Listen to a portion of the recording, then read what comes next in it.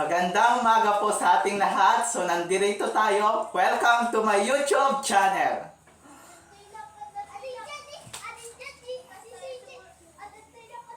So, magandang hapon po sa ating lahat. So, simulan na po natin ang YouTube channel ko today for the new section or new video. So, nandito po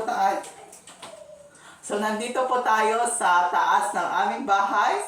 So, welcome to my YouTube channel. And then, paki-like, comment, and share po sa ating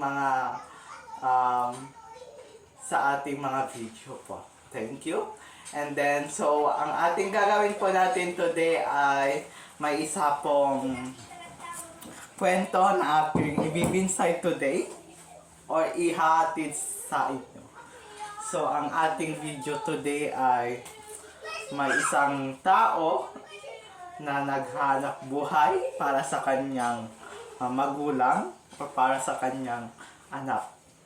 Para siya lang ay makapagtapos ng pag-aral and then makapagtapos lang ng kursong medisina yata.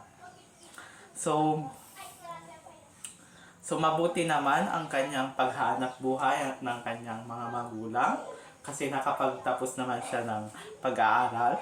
Balang araw, nakapag-bless naman siya kay Lord kasi nakapagtapos na naman siya ng isang kursong medisina.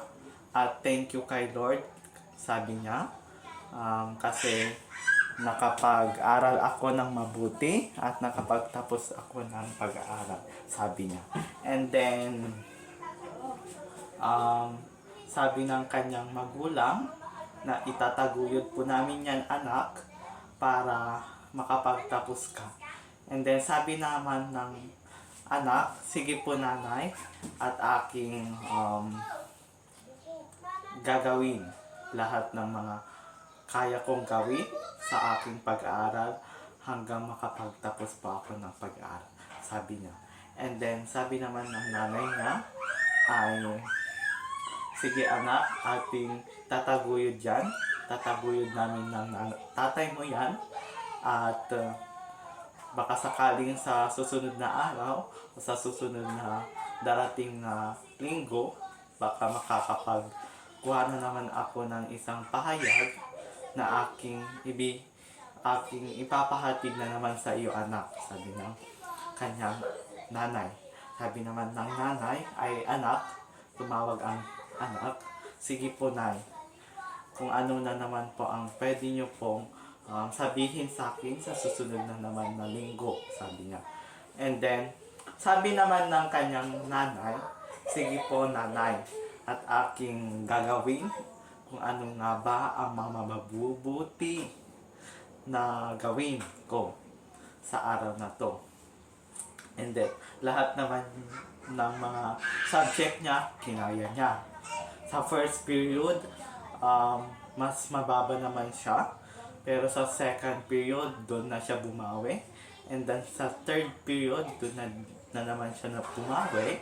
And then sa fourth period, doon na siya nakapag-top honor o top achiever.